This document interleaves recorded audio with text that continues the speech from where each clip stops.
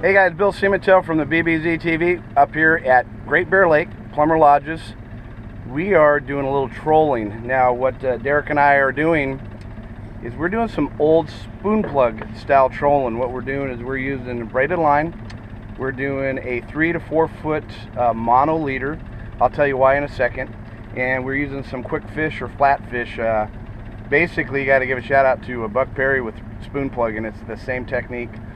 What we're doing is we're letting X amount of line back behind the boat. We're holding in 18 to 25 foot of water, and we're trolling. And what we're doing is we're getting the bait down there, and it's going to start banging the rocks. And what you want to do is you want it to hit the rocks about 3 or 4 times, bust loose, free swim for about 3 to 4 feet, and hit again. You can see the tip of this crankbait right here is getting just beat up for the amount of rocks that we're hitting. The other thing too is we're fishing for these monster lake trout that get really old and they're really fragile. The biggest thing on braid is if the braid wraps, a lot of these big trout kind of spin like catfish.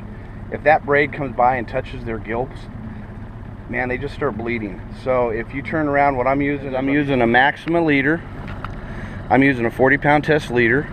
I'm doing a double Albright to tie it on. And then basically I'm just using a Shimano Calcutta 400.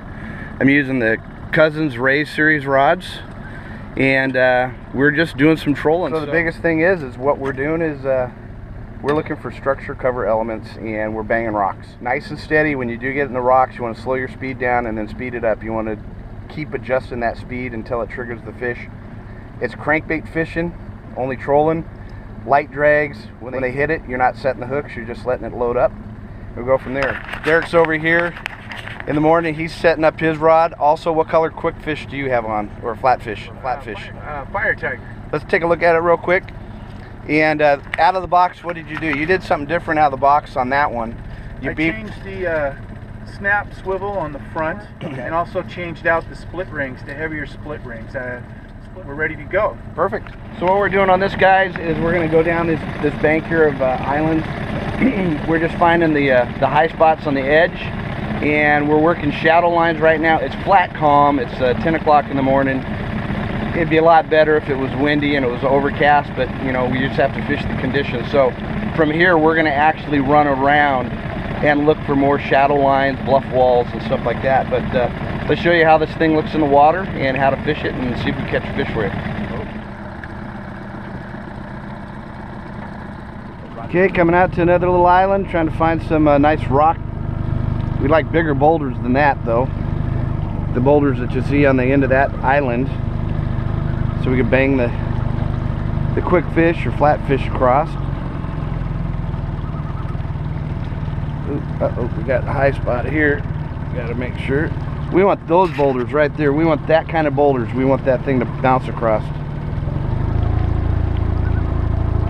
Big boulders. That's a boulder right there.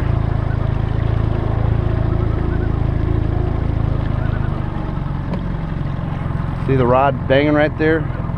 Swimming, swimming, swimming.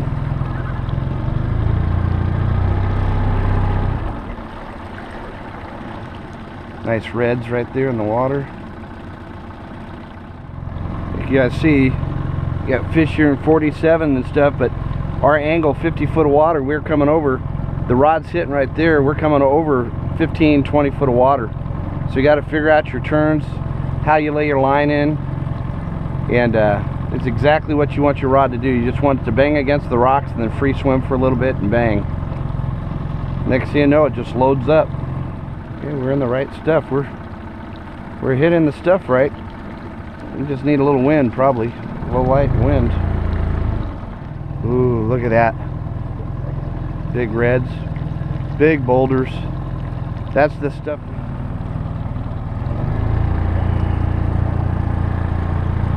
So 50, we're gonna come right over the top of that little hump right there. Biggest thing is you gotta increase the speed on your turns to keep your bait swimming right.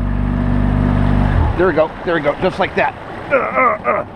See how I adjusted the speed?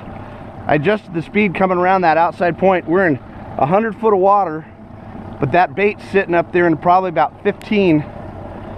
And when I made the turn, you heard me turn on the motor, and I got to adjust the speed to make this bait still work and be able to set the hook when they hit it. So let's see how. It doesn't seem like a big one, but that just shows you the concept of what this bait's all about. He's swimming right towards us. Got one there. There's one. And let's get this out of. Double trouble. Okay. Okay, I got a nice little gray on.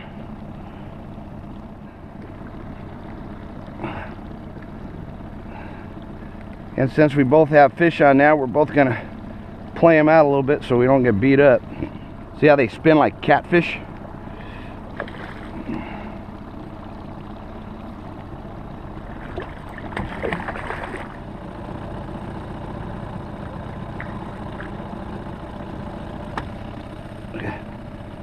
Okay, doubles.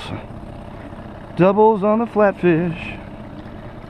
Okay, what I'm gonna do is real quick, since we have barbless, gonna real lightly, we want to protect these fish. We're not even gonna weigh this one.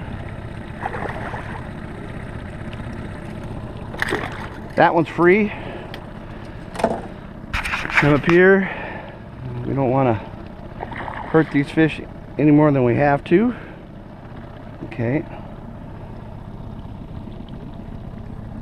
So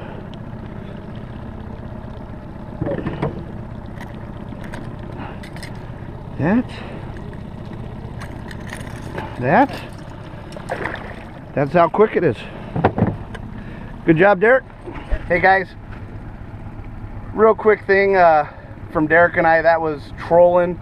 We're not really speed trolling, we're just trolling. We're hitting structure with the baits. Derek's using the Fire Tiger. Fire Tiger, and what we did is on this point, this outside point, we're in 100 foot of water. We start on the back side, and as we turned, it was 15 to 18 foot right there on top. And as I made the turn, I had to increase that speed because that lure at slow speed is going to float up. Increased the speed, brought the line around, had that bait dig into the rocks right there, and we both had double hookups.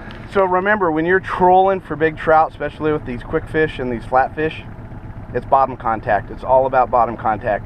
The more you can keep that bait banging against rocks, the better chance you have of catching fish.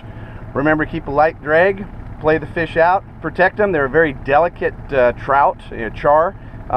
We're not putting them any in the net unless we really have to.